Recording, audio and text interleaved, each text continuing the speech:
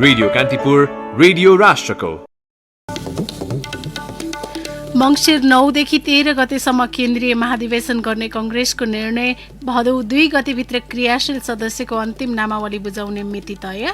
पछिल्ला वर्षहरूमा नेपालमा विभिन्न कारणले बालबालिका बेपत्ता हुने क्रम बढेको सरकारी तथ्याङ्क नियन्त्रणका लागि प्रभावकारी संयन्त्र बन्न सकेन।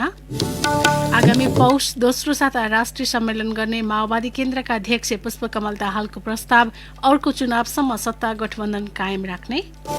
अफगानिस्तानमा जारी हिंसा नियन्त्रण बाहिर गएकाले तत्काल गम्भीर वार्ताको पहल गर्न राष्ट्रसङ्घको आग्रह। विस्थापित भएका मध्ये 20,000 मानिसलाई शरण दिने क्यानाडाको घोषणा। र इङ्ग्लिस प्रिमियर लिग फुटबलको नयाँ सिजनको दोस्रो दिनको पहिलो खेलमा लिड्समाथि म्यान्युको सहज जित। नर्विच सिटी र लिभरपुल पनि आजै भिड्ने। नमस्कार, कान्तिपुर डायरीका साथमा सन्तोष र इन्द्रलक्ष्मी। समाचार अब विस्तारमा। कांग्रेसले आन्तरिक विवादका बीचमा 14औं महाधिवेशनको नयाँ कार्यतालिका टुङ्गो लगाएको छ।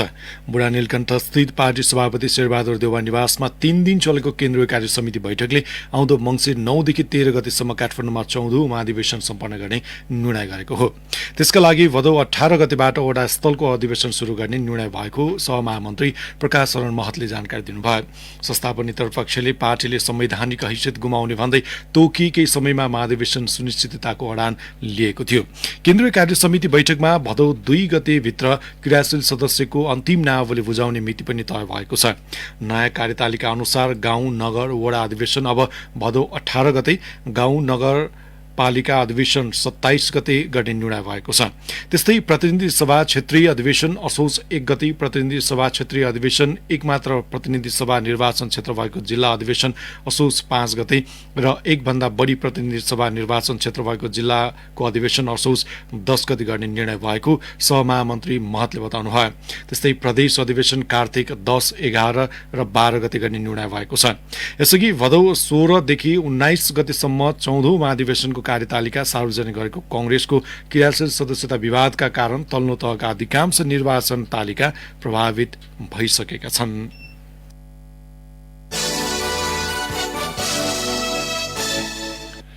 अब कान्तिपुर सविस्तार। कान्तिपुर सविस्तार। पछिल्ला वर्षहरूमा नेपालमा विभिन्न कारणले बालबालिका बेपत्ता हुने क्रम बढेको सरकारी तथ्याङ्कले देखाएको छ। वर्षौंदेखि बालबालिका हराउने क्रम बढ्दै गए पनि यसबारे प्रभावकारी अनुसन्धान हुन सकेको देखिँदैन। स्थानीय तहसम्म बालबालिका खोज तलास सेवा विस्तार नहुनु तथा सीमा पार पुगेका बालबालिकाको खोजीका लागि समन्वयकारी निकाय नहुनु जस्ता समस्या छन्। तर ती समस्या समाधान गर्न राज्यले ठोस कदम चाल्न सकेको छैन। पछिल्लो 3 वर्षको सरकारी तथ्याङ्क हेर्ने हो भने नेपालमा बेपत्ता हुने बालबालिकाको संख्या क्रमशः बढ्दै गएको देखिन्छ। आर्थिक वर्ष 2074-75 मा 2330 जना, 2075-76 मा 3422 जना तथा 2077-78 को असार मसान्तसम्ममा 3658 जना बालबालिका बेपत्ता भएको राष्ट्रिय बाल अधिकार परिषदको तथ्याङ्क छ।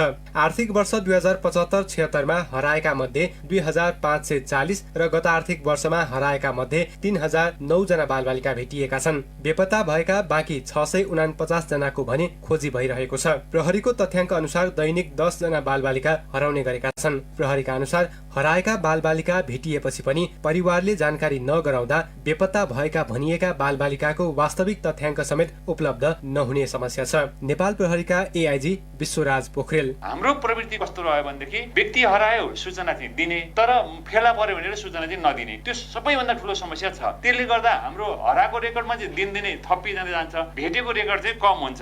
हराउने बालबालिका मध्ये सबैभन्दा बढी 15 देखि 18 वर्ष उमेर समूहका छन्। आर्थिक वर्ष 2074-75 मा 15 देखि 18 वर्ष उमेर समूहका 1242 जना र 2075-76 मा यो संख्या बढेर 2087 जना पुगेको सरकारी तथ्याङ्क छ। सो उमेर समूहका बालबालिका किन यति ठूलो संख्यामा हराइरहेका छन् भन्ने विषयमा भने अध्ययन हुन सकेको छैन। हराएका, बेचबिखनमा परेका तथा सडक बालबालिकाको उद्धार संरक्षण तथा व्यवस्थापनको संयन्त्र अहिलेसम्म बन्न नसकेको सरकारी अधिकारीहरू नै स्वीकार छन्। प्रदेश तहमा गर्ने भनिएको बालबालिका खोज तलास सेवा विस्तार स्रोत अभावका कारण हुन नसकेको बताउँछन् राष्ट्रिय बाल अधिकार परिषदका कार्यकारी निर्देशक मिलन धरेल। यो आर्थिक वर्ष 78-79 को कार्यक्रममा 7 प्रदेशमा बालबालिका खोज तलास सेवा केन्द्रलाई विस्तार गर्ने माइलस्टोन कार्यक्रमको रूपमा रहेको म निवेदन गर्न चाहन्छु। नेपाल प्रहरीसँग हाम्रो एक दुई पटक हाम्रो यो विषयमा छलफल पनि भइसकेको छ र प्रहरीका तर्फबाट आवश्यक जनशक्ति परिचालन गर्ने प्रतिबद्धता पनि उहाँले गरिसक्नु भएको छ। अब समस्या चाहिँ हामीकै छ, किनभने हामी कहाँ चाहिँ त्यो 7 प्रदेशमा जाने दरबन्दी स्वीकृति नभइसकेको अवस्था भएको कारणले गर्दाखेरि त्यो किसिमको व्यवस्थापन र बजेट स्रोत विनियोजन त्यो ढङ्गले नभएकोले गर्न सकिएको अवस्था छैन। हराएका मध्ये कतिपय बालबालिका भारतका विभिन्न स्थानमा फेला पर्ने गरेका छन्। खास गरी किशोरी र बालबालिकालाई मनोरञ्जनात्मक क्षेत्रमा काम दिने प्रलोभनमा लुकाई छिपाई भारत पुर्याएको पाइएको छ। कतिपय बालबालिका बेवारिसी अवस्थामा फेला पर्छन्। बेवारिसे बनेका बालबालिका र हराएपछि फेला परेकालाई उनीहरूको परिवारको पहिचान गरी पुनर्मिलन गराउने तथा पहिचान नभएकालाई सुधार गृहमा पठाउने गरिएको बताउँछन् पुनः एआइजी पोखरेल। खोज्ने क्रममा पनि हाम्रो जारी छ, तर रिजल्ट पनि आइनसकेको अवस्थाका केही घटनाहरू छन्। त त्यो घटना हुनुको अर्थ प्रहरीले खोजेको छैन, राज्यले हेरेको छैन भन्न चाहिँ अलि नमिल्ने अवस्था छ। तर हराउने पनि भिन्न भिन्न ढङ्गको छ। मृत्यु त मृत्यु नै भइहाल्यो हजुरको। जस्तो बालबालिका आयो भने सडक बालबालिका परिवारलाई थाहा छैन सडकमा छ, उनीहरूले रिपोर्ट गर्दा प्रहरीलाई हरायो भनेर भनेको छ। प्रहरीले त्यसको उद्धार गरेर फेरि सकेसम्म परिवारलाई बुझाएको छ, नसकेकोलाई फेरि सेल्टर हाउसमा पठाएको छ। काहीँ न काहीँ उसलाई व्यवस्था गरिदिएको छ प्रहरीले। नेपालबाट हराएका अधिकांश बालबालिकालाई भारतमा पुर्याइने गरेको पाइएको छ। कतिपय बालबालिका दुर्घटनामा पर्ने तथा केहीको मृत्यु हुने गरेको छ। नेपाल भारत सीमा पार बाल संरक्षण तथा बालबालिकाको स्वदेश फिर्तीको लागि स्पष्ट निर्देशिका नहुँदा चुनौती थपिएको बताउँछन् परिषदका कार्यकारी निर्देशक धरेल। लार्जली बालबालिकाहरू सीमा पार पुर्याइने गरेको हामीले पाएका छौँ। सीमा पार पुगिसकेपछि चाहिँ त्यो व्यवस्थापन गर्न अलिक कठिन हुने स्थिति छ, किनभने हाम्रो देश र भारतको बीचमा चाहिँ त्यो किसिमको सहकारी सम्बन्धी कुनै प्रोटोकल अहिलेसम्म छैन र यो विषयमा अहिले कमसेकम स्वदेश फिर्ती सहजीकरण निर्देशिका बनाएर भारतमा फेला परेका नेपाली भनेर किटान भएका बालबालिकाहरूलाई तत्काल स्वदेश फिर्तीका निम्ति पहल सुरु गर्ने भनेर गरेका छौँ। यो सहजीकरण निर्देशिका बनिसकेपछि चाहिँ हामीलाई धेरै हदसम्म सजिलो हुन्छ। अब यो प्रक्रियामा हामीलाई केही अप्ठ्याराहरू चाहिँ छन्। नियमावली अहिलेसम्म पनि हामी कहाँ आउन नसक्नु एकदमै ठुलो समस्या भएको छ। बालबालिका हराउने र बेपत्ता हुने क्रम बढे पनि त्यसलाई न्यूनीकरण गर्न चाहिने एकीकृत बाल संरक्षण कार्यविधि मस्यौदा अनुमोदन समेत हुन सकेको छैन। एकातिर बाल संरक्षणका लागि संयन्त्र निर्माण हुन नसक्दा समस्या बल्झिँदै गएको छ भने अर्कोतिर हराएपछि भेटिएका बालबालिकाको पुनर्स्थापना र परिवारसँग पुनर्मिलन गर्न कठिनाई भइरहेको पाइन्छ। त्यसैले राज्यले विपन्न परिवार र समुदायको आर्थिक अवस्था हेरेर सामाजिक सुरक्षा, आय र जीविकोपार्जन सहज बनाएर बालबालिकाको संरक्षणका लागि प्रभावकारी कदम चाल्न जरुरी छ। रेडियो कान्तिपुरका लागि सूरज राज थला। कान्तिपुर सविस्तार। कान्तिपुर डायरीमा अब ब्रेकको पालो। अब बाँकी प्रसङ्ग। माओवादी केन्द्रका अध्यक्ष पुष्पकमल दाहालले आगामी पुस दोस्रो साता गर्ने गरी राष्ट्रिय सम्मेलनको प्रस्ताव गर्नुभएको छ। तत्कालीन नेकपा विभाजनपछि पार्टीको पुनर्जीवनका योजना ल्याउने तयारीमा जुटेका अध्यक्ष दाहालले आज सुरु भएको केन्द्रीय कमिटिको बैठकमा आगामी पुस 11, 12 र 13 गते राष्ट्रिय सम्मेलनको मिति प्रस्ताव गर्नुभएको हो। अध्यक्ष दाहालले केन्द्रीय कमिटी बैठकमा राजनीतिक र संगठनात्मक प्रतिवेदन, विधान संशोधन प्रस्ताव र राष्ट्रिय सम्मेलनको प्रस्ताव राखेको प्रवक्ता नारायण काजी श्रेष्ठले जानकारी दिनुभयो। सांगठनिक एजेन्डा प्रस्तुत गरेको छ, त्यसमा मुख्यतः अहिले हाम्रो कार्यविभाजन हुनेछ अनि प्रदेशको विभागहरूको र आवश्यक कार्यविभाजनहरू अन्यत्र पनि गरिन्छ। हामीले राष्ट्रिय सम्मेलन गर्ने प्रस्तावित गरेका छौँ। निर्णय त यो केन्द्रीय कमिटीको बैठकले अन्तिमसम्ममा गर्दा निर्णय गर्नेछ र अहिले हाम्रो चाहिँ 4 महिने संगठनात्मक सुदृढीकरणको अभियान प्रस्तुत गरेका छौँ। त्यो अभियानले पुस 11, 12, 13 गते राष्ट्रिय सम्मेलन गर्ने प्रस्तावित गरे। त्यस्तै दाहालले 4 महिने संगठनात्मक अभियान सञ्चालन गर्ने प्रस्ताव समेत अघि सार्नु भएको छ। केन्द्रीय कमिटी बैठकमा पेश गरेको राजनीतिक प्रतिवेदन र विधान संशोधन प्रस्ताव लगायतमा छलफल गर्न केन्द्रीय सदस्यलाई 8 समूहमा विभाजन गरेको माओवादी केन्द्रले जनाएको छ। केन्द्रीय सदस्यहरूको समग्र छलफलपछि भोलि बिहान 11 बजे बस्ने बैठकमा थप परामर्शपछि निष्कर्षमा पुग्ने प्रवक्ता श्रेष्ठले बताउनुभयो। यसैबीच अध्यक्ष दाहालले अहिलेको सत्ता गठबन्धनलाई आगामी निर्वाचनसम्म कायम राख्ने प्रस्ताव अघि सार्नु भएको छ। केन्द्रीय समिति बैठकमा पेश भएको प्रतिवेदनमा दाहालले लोकतान्त्रिक संविधान र राष्ट्रियताको रक्षा तथा आर्थिक समृद्धि र स्थायित्वका लागि गठबन्धन बनेको उल्लेख गर्नुभएको हो। यस्तै कोभिड नियन्त्रण तथा जनताको जीवनस्तरमा सुधार गरी मुलुकमा सुशासन स्थापना गर्ने गठबन्धन सरकारको प्राथमिकता भएको उहाँको भनाइ छ। दाहालले अहिले चौतर्फी बहस भइरहेको अमेरिकी सहयोगको मिलेनियम च्यालेन्ज कर्पोरेसन एमसीसी बारे स्पष्ट रूपमा उल्लेख गर्नुभएको छैन। प्रतिवेदनमा भनिएको छ, एमसीसी लिपुलेक, कालापानी र लिम्पियाधुराको प्रश्नलाई पार्टीको घोषित नीति अनुसार कूटनीतिक संवादका माध्यमबाट हल गर्न प्रयत्न गरिनेछ। प्रतिवेदनमा दाहालले विपक्षी एमाले अध्यक्ष केपी शर्मा ओलीको चर्को आलोचना गर्दै नेकपा विभाजनको दोष ओलीलाई नै लगाउनु भएको छ।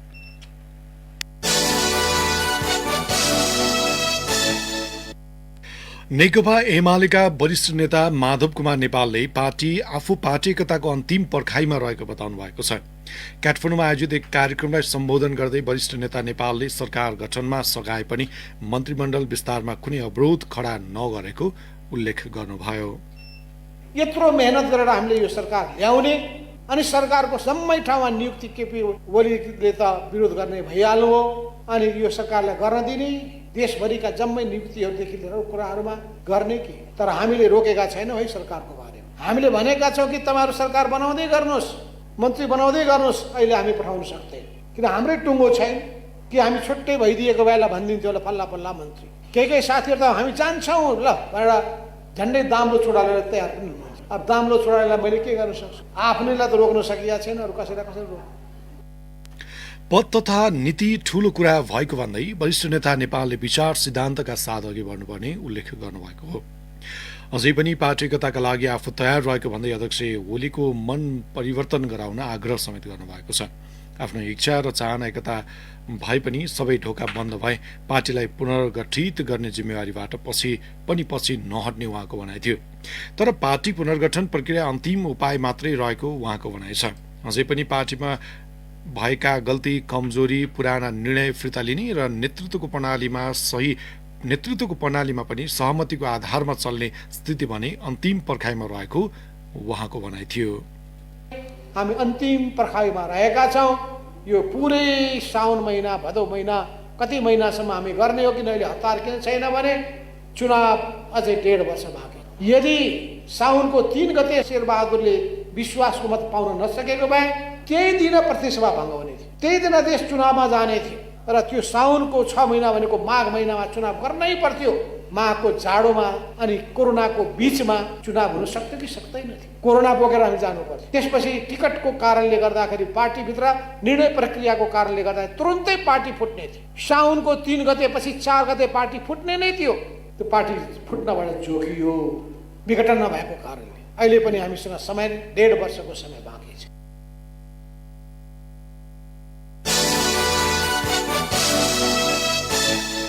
निर्वाचन आयोगबाट आधिकारिकता गुमाएसँगै जनता समाजवादी पार्टी जसपा महन्त ठाकुर पक्षले अगुवा कार्यकर्ता भेलालाई तीव्रता दिएको छ। पार्टीको जागरण अभियान अन्तर्गत सो पक्षले आज काठमाडौँमा बागमती प्रदेशका अगुवा कार्यकर्ताको भेला आयोजना गर्यो। भेलामा नेता महन्त ठाकुरले निर्वाचन आयोगको गलत फैसलाका कारण पार्टीको आधिकारिकता उपेन्द्र यादव पक्षलाई गएको आरोप लगाउनु भएको छ। ठाकुरले सर्वोच्च अदालतको फैसला पश्चात थप रणनीति अघि बढाउने बताउनु भएको थियो। भेलामा जिल्ला अध्यक्षहरूले जसपाको विकल्प खोज्नुपर्ने सुझाव दिएको नेता केशव झाले बताउनुभयो।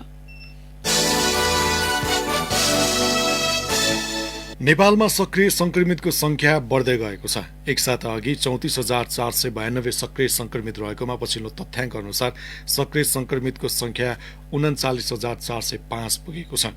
नेपालमा हाल दैनिक संक्रमण दर 19.5% रहेको स्वास्थ्य मन्त्रालयले जनाएको छ। यसैबीच पछिल्लो 24 घण्टामा मात्रै 2624 कोरोना संक्रमित थपिएका छन्। मन्त्रालयका अनुसार पीसीआर परीक्षणबाट 1947 र एन्टिजेन परीक्षणबाट 677 जनामा संक्रमण पुष्टि भएको हो। सोही अवधिमा 1320 जना संक्रमण मुक्त भएका छन्। पछिल्लो 24 घण्टामा संक्रमणका कारण थप 20 जनाको मृत्यु भएको छ। यो सँगै संक्रमणका कारण मृत्यु हुनेको संख्या 10,259 पुगेको छ।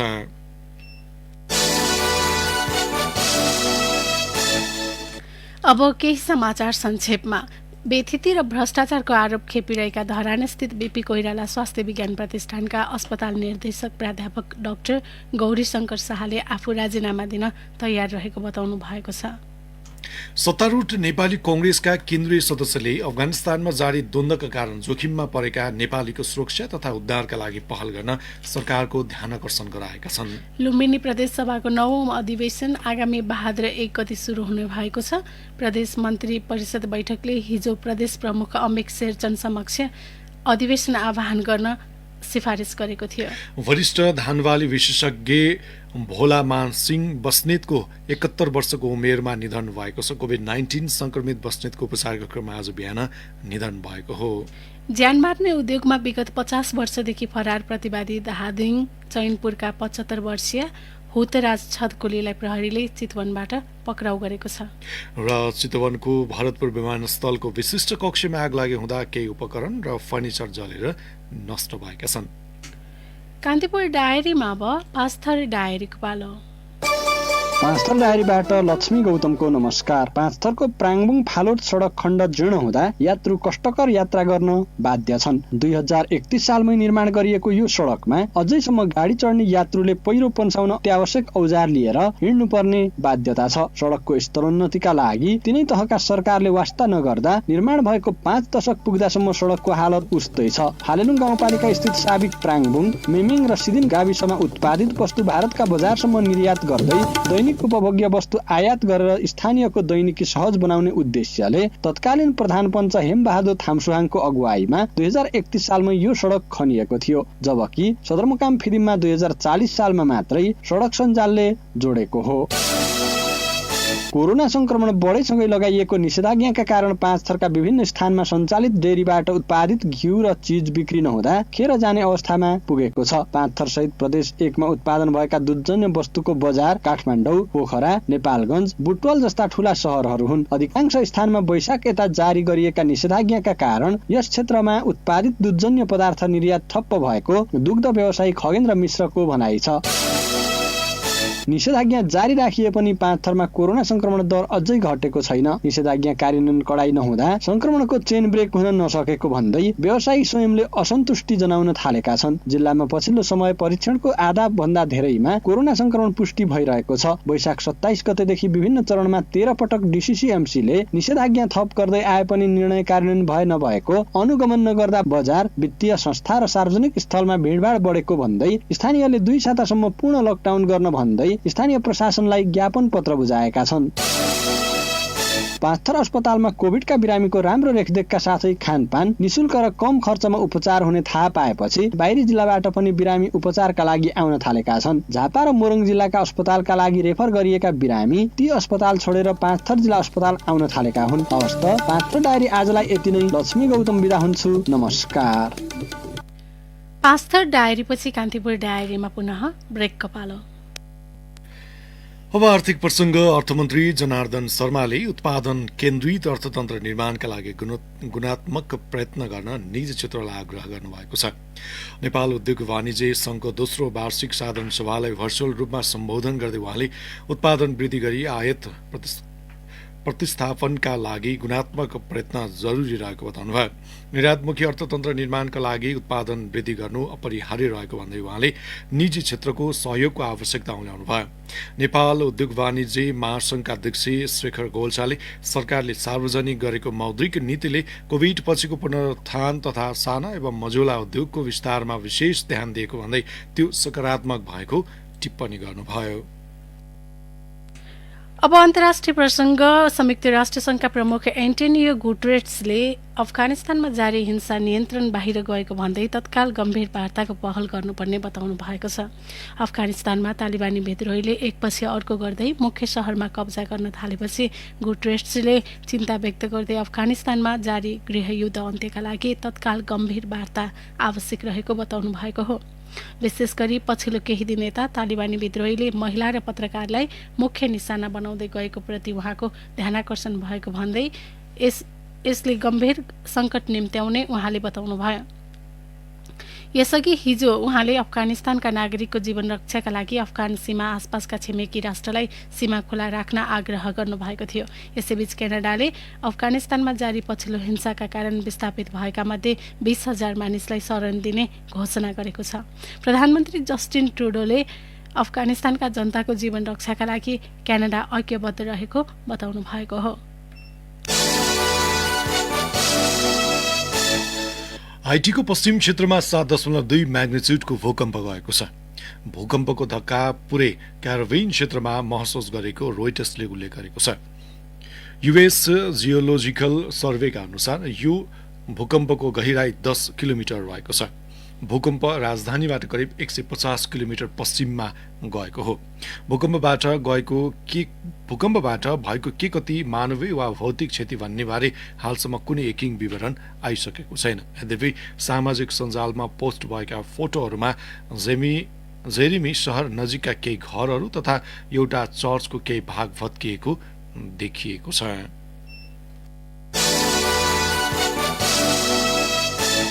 अब खेल प्रसङ्ग। प्रधानमन्त्री शेरबहादुर देउवाले 2 दशकमा नेपाली क्रिकेटले हासिल गरेका सफलताका लागि पूर्व कप्तान पारस खड्काको प्रशंसा गर्नुभएको छ। प्रधानमन्त्री देउवाले केही दिनअघि अन्तर्राष्ट्रिय क्रिकेटबाट सन्यास लिएका पूर्व कप्तान पारसलाई आगामी दिनका लागि सफलताको कामना समेत गर्नुभएको छ। पारससँग आज भएको भेटपछि प्रधानमन्त्री देउवाको आधिकारिक ट्विटमा भनिएको छ, नेपाली क्रिकेटले हासिल गरेका हरेक सफलता नेपालीले कहिले नभुल्ने ती रोमाञ्चक जित र हामीलाई क्रिकेटमा झन् ठूलो सपना देख्न प्रेरित गरेकामा पारसलाई धन्यवाद। प्रधानमन्त्री देउवाले पूर्व कप्तान पारसको दोस्रो इनिङ्समा सरकारको साथ र सहयोग रहने बताउनु भएको छ। यसैबीच पूर्व कप्तान पारसले क्रिकेटका लागि सहयोग गर्ने प्रधानमन्त्रीको प्रतिबद्धताप्रति आभार प्रकट गरेका छन्। इङ्ग्लिस प्रिमियर लिग फुटबलको नयाँ सिजनको दोस्रो खेलको पहिलो खेलमा म्यानुले लिड्स युनाइटेडमाथि सहज जित निकालेको छ। ओल्ड ट्राफोर्डमा भएको खेलमा म्यानुलका ब्रुनो फर्नान्डेजले ह्याट्रिक गरे। 30औं मिनेटमा फर्नान्डेजले गरेको गोलले टोलीलाई अग्रता दिलाएको थियो। त्यसपछि उनले 54 र 60 मिनेटमा थप गोल गरेका थिए। म्यानुलका लागि मार्सन ग्रिटवुड र फ्रेडले एक गोल गरे भने अहिले चेल्सी र क्रिस्टल प्यालेस, एभर्टन र साउथह्याम्पटन, बर्नली र ब्राइटन, लिस्टेड र ओल्भरह्याम्पटन, वाटफोर्ड र एस्टन विल्ला बीच प्रतिस्पर्धा भइरहेको छ। आजै राति नर्विच र लिभरपुल बीच पनि खेल हुनेछ। यसअघि गैरातीको खेलमा ब्रेन्टफोर्डले आर्सेनलमाथि जित हात पारेको छ।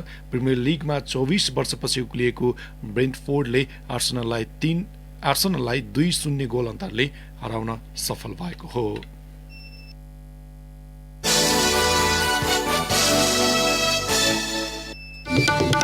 हवस् त यिनै प्रसङ्गसँगै कान्तिपुर डायरीका आजका हाम्रा सम्पूर्ण बुलेटिन यही सकिएका छन्। भोलि बिहान 6:30 बजे नियमित बुलेटिनका साथमा उपस्थित हुनेछौँ। तबसम्मलाई सन्तोष र इन्द्रलक्ष्मी बिदा हुन्छौँ।